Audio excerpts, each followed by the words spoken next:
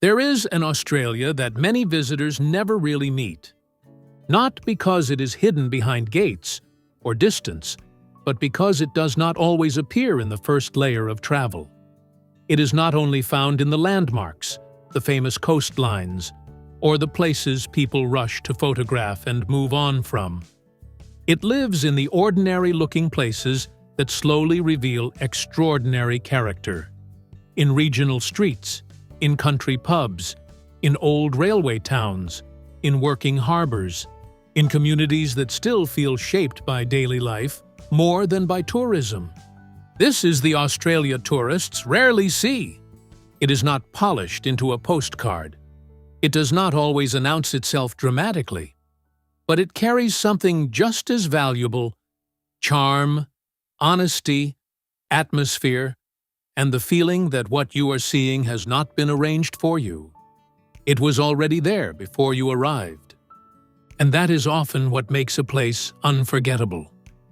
Not that it performs beauty for you, but that it remains fully itself while you happen to pass through it. You begin in Walhalla, where the town seems to sit quietly in a narrow valley, as if it has been holding its history for a very long time. This is not the kind of place that feels broad or open. It feels tucked in, enclosed by forested hills, shaped by gold rush memory, and softened by time. You imagine a small historic settlement where weathered buildings, narrow streets, and mountain air create a feeling that is both intimate and deeply atmospheric. Walhalla does not charm you by being busy. It charms you by feeling preserved without becoming artificial. It still feels like a place, not a performance. And that is why it belongs here. Because real charm often lives in towns that have learned how to age with dignity. Then you come to Dungog, where real charm feels rural, warm, and quietly cinematic. This is the kind of place where the main street still feels like the spine of the town. Old facades, trees, wide country light, and a sense of everyday life all gather into something that feels deeply Australian.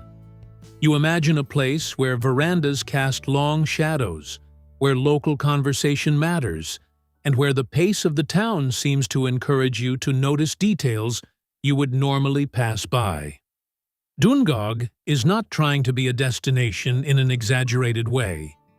It is simply itself, and that honesty becomes its appeal. That is part of what this episode is really about. The places that do not sell themselves too hard often leave the strongest impression.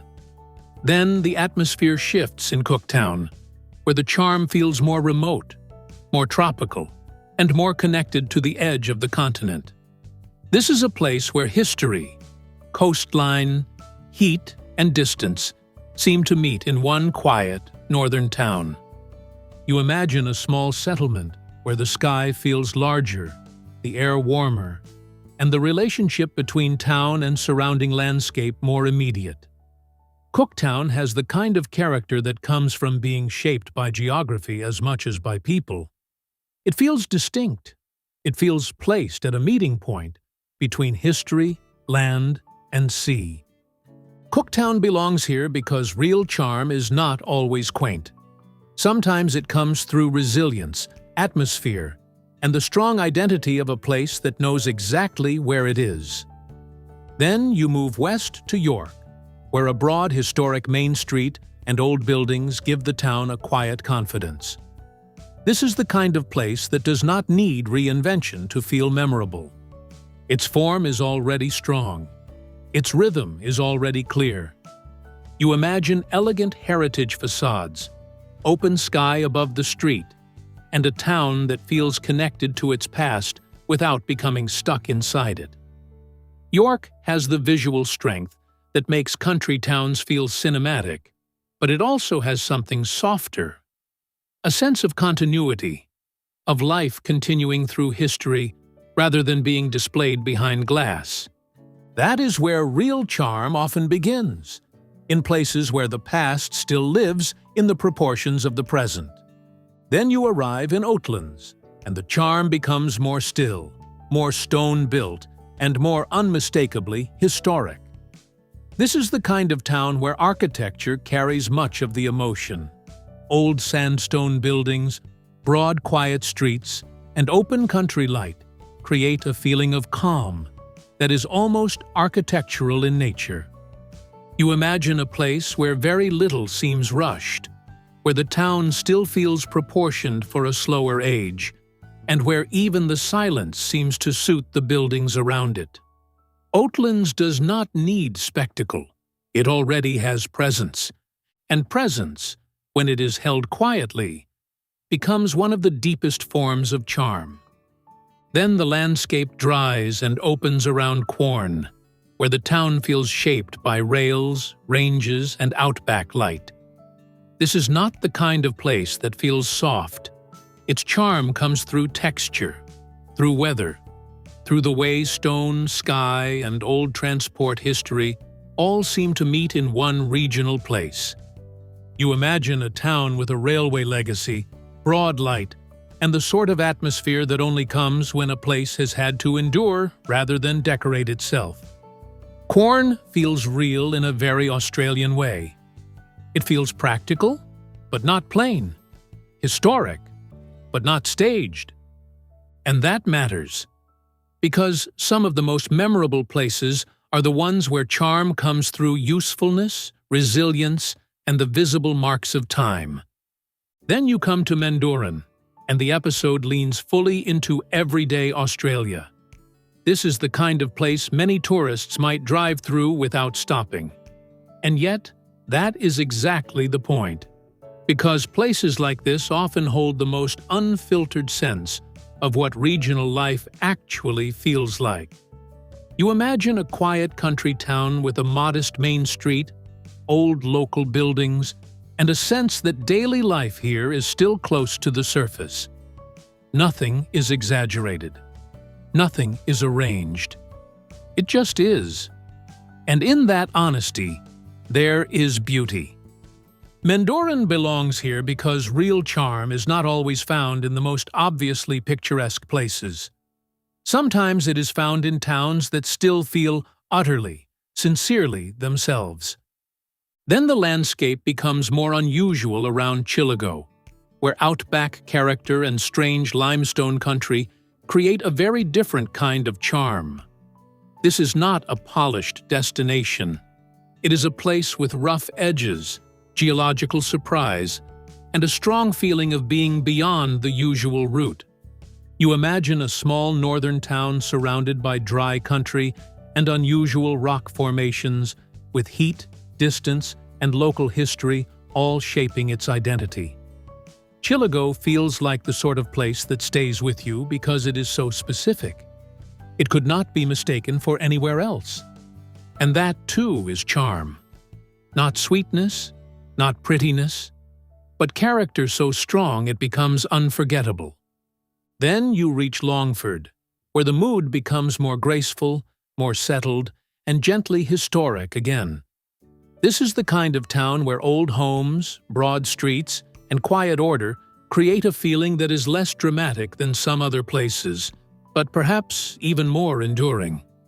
You imagine a town that carries history lightly, not as a display, but as part of the everyday structure of the place.